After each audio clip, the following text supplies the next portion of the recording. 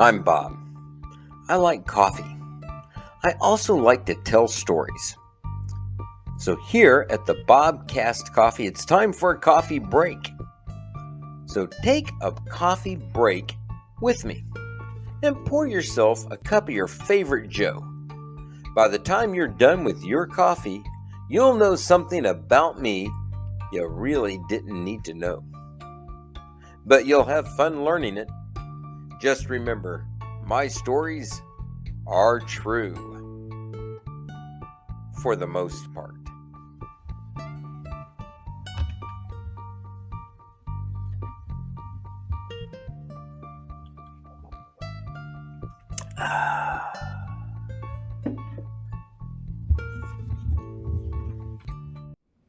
This episode is brought to you by Scars and Stripes Coffee.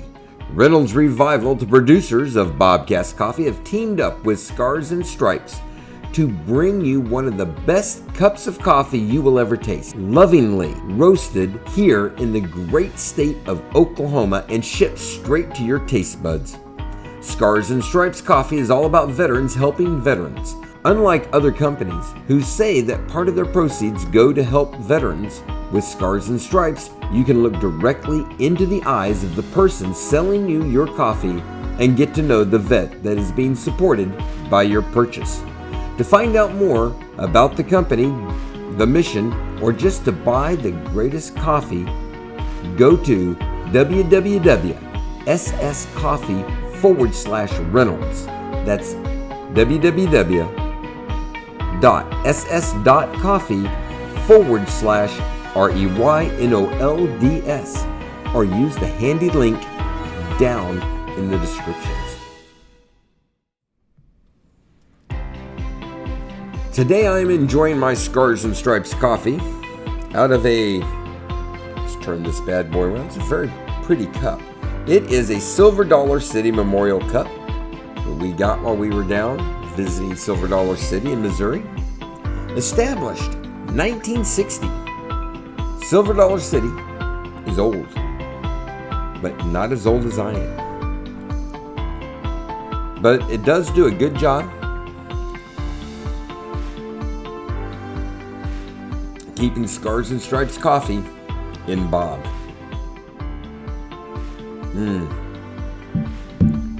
Good coffee. All right, today we are doing episode 31, all about costuming. Everyone should know by now that I spent a great deal of my youth traveling across the country trying to be an actor, doing plays, live performances, and a few parts in commercials, left Bob poor and hungry. It also gave me the exciting and very useful ability to make costumes and to do makeup. This, as you know, has great commercial uses outside of the acting and performance arena. Okay, for a Bob, it's completely useless with the exception of Halloween. Then Bob met Linda, and she introduced me to the California Renaissance Fair. Her and her boys like going with the homeschool co-op that they belong to. And it gave us the ability to put our creative brains together on some new costumes. With the boys, it meant that we had a greater need of costumes and some young ideas to work with. Through the years, we made costumes for our adventures over at the Renaissance Fair, but we also made costumes for Halloween. Costumes like the Grinch, Indiana Jones, Lincoln, after the theater, a knight, a black knight that was, wonderful armor, a musketeer, a mummy, Bob the Builder, Bob's dad, and Wendy, and so many pirates you can't even count. But some of my favorite costumes came later, as Linda and I did some couples costumes. Now, I've always personally thought that couples' costumes tend to be a bit tacky and of bad taste. That is, until Linda and I put our minds to it. My soulmate is also a great collaborator, and when it comes to the delicate art of costumes for couples, she is a master. So let's take a look at some of the great costumes from the past. Now, while we were still living in Southern California, our family was asked to help out at a church we were married at. And they were having an outreach that they were putting on called the Bethlehem Village. This was a great little show, sort of slash VBS, that had booths set up so that the kids could do crafts, stories to be told, and games. And it also had live performances of the Christmas story. They needed extra performers, and they came to Linda and I.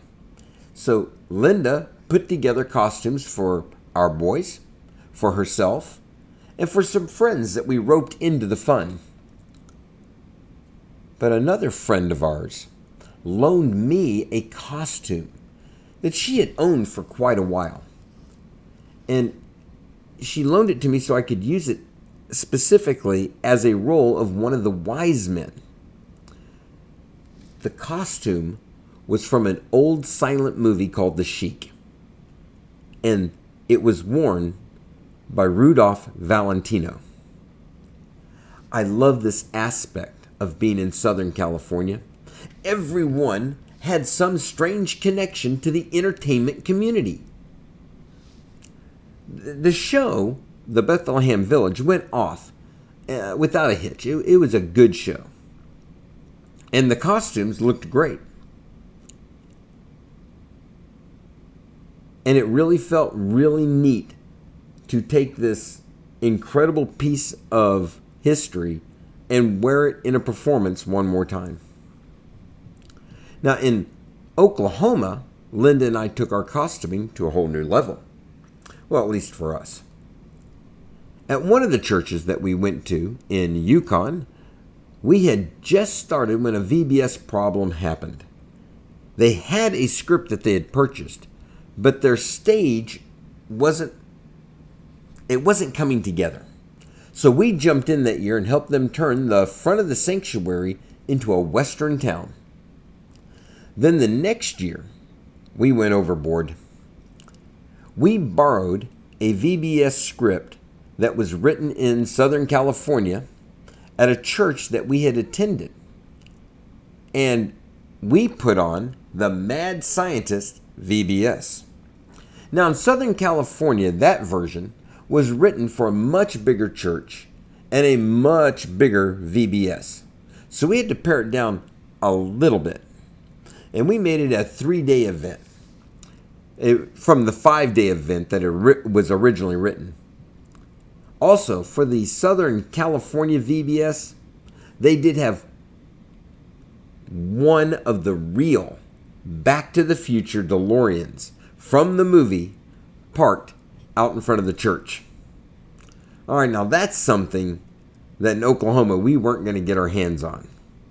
But as far as the showmanship, we held our own. The stage was great, and Linda and I were the scientists. This really was a great week and an excellent way to bring Christ to our kids. The costume design I must give totally to my wife. She did find the absolute right look for our characters. I was in a black fedora hat, horn-rimmed glasses, a white lab coat, green Hawaiian shirt, a skinny black tie, plaid Bermuda shorts, sandals, and Marvin the Martian socks. Linda was in the white lab coat, a red shirt, black pants, the sporty black horn-rimmed glasses, and hair that went everywhere. The kids loved us. Now, this particular church, like most churches, would also put on harvest type parties for the weekend of Halloween. And this was the perfect place to shine in true couples costume fashion. A classic couples outfit that Linda had the idea for was Mary Poppins and Bert. I liked it so much, I was willing to shave my goatee. The really sad part for that year's costume is how many young adults and kids had no clue who Mary Poppins and Bert were. Making the chimney brush was not very hard for me. It only took a small diameter pipe and a wire wheel, and it looked great. But you did not want to rub up against it. That thing would slice you. Linda made the parrot head for her umbrella and her hat out of construction paper and markers. The hat was in a hat box and should be around this house somewhere. Maybe I'll try to find it. On another harvest party, Linda and I knocked it out of the park with a couple of garden gnomes. This was a lot more work to pull off than other costumes. We started out in the Ye Olde Renaissance box. We have a big box that holds all our Renaissance costumes, and it's a great place to start any project, from a very specific look to some very generic pants and shirts. Linda ended up doing some work on the sewing machine and again, making hats. She's really good at making hats out of construction paper. Of course, we had to find a garden to stand in for a while. At least the millennials knew what garden gnomes were. Only because the movie Gnomeo and Juliet was not very old at the time. Gnomeo and Juliet was not the look we were going for, but hey, we'll take whatever we can get. As you can tell, costuming is not something we do just for Halloween. We can be talked into many things just for the fun of it. We spent one day dressed as a king and queen just because Daniel Cox asked us to jump in for a Cub Scout camp. Now, lucky for us, we know Holly. Holly McClure Sturm is one of the great survivors of the Yukon class of 1981. She is amazing at many things, one of which is costuming. She makes Renaissance costumes that are simply incredible. On top of that, she has a big heart on bailing my last minute get suckered into something but out of the fire. She, in a few moments, made Linda and I into very believable king and queen. Holly's influence does not stop there. Holly and her unflappable attitude have just recently turned my lovely wife into the most notorious madam that has ever graced the Renaissance fields of Oklahoma. Maggie is the character that Holly wove into many lives at the Muskogee Renaissance Festival. And she graciously loaned Maggie out so my wife could dazzle at a Mustang, Oklahoma Chamber of Commerce event. I know my wife did Maggie proud. Now, knowing Holly is not all fun and games. There is a dark side that one must watch out for in Holly. One weekend, many years back, we had just gotten into Oklahoma, and we went to the Ren Fair in Muskogee. It was sort of a last-minute thing, and we took all the kids that had come from California. We all went up together and went to the Ren Fair. But since it was last minute, we decided not to dress up this year, but to be simple, fun-loving, normal folk at a Ren Fair. When one of your friends is Maggie at the Ren Fair, nothing, and I do mean nothing, is normal. She kept finding us wherever we went, and when she would find us, strange things kept happening to me. The strangest thing was when Bobby, our third born, and I met we met the Scottish belly dancers.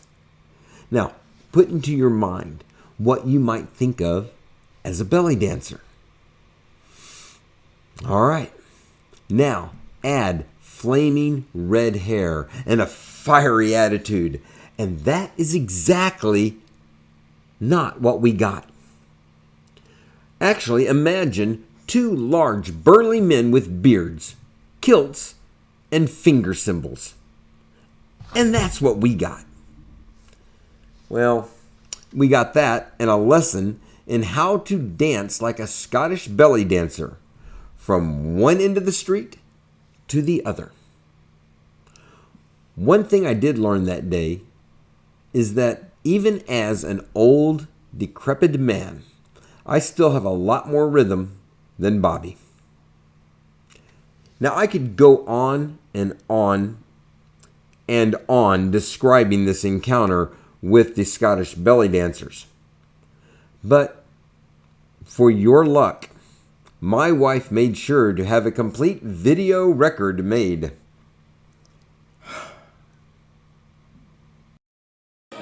You know you had a 50-50 chance of getting that wrong. Then you're going to stick your belly out. This is what makes it Scottish. This is sexy. Scottish, Scottish, Scottish, Scottish. Oh, sorry.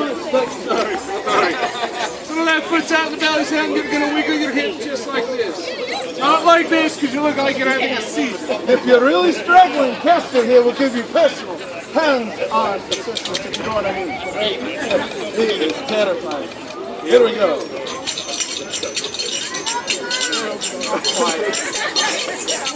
It's in the hips, it's like this. Just like that. Do you need some help, sir? I think I figured it out. Are you kidding? I'll let you drive. I think you're ready for the second part. It's Mr. Silverwatch will demonstrate first, and then we'll have you do it, and it'll look exactly like this. So you two are going to dance to us. And once you're through dancing to us, you'll then turn around and dance back. I love you, man. No, wait.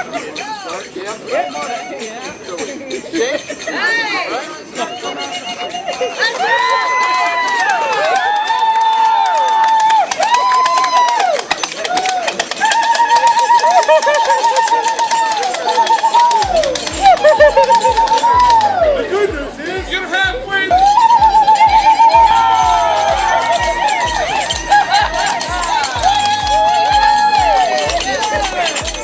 I think we are there. and there you have it. So you might think that all these stories have something to do with costumes, except for this last one. But alas, no. If you notice in the video, Bobby and I are wearing the most basic of belly dancer fashion. I want you to think about that when you're trying to sleep tonight. Have a great night and enjoy your coffee.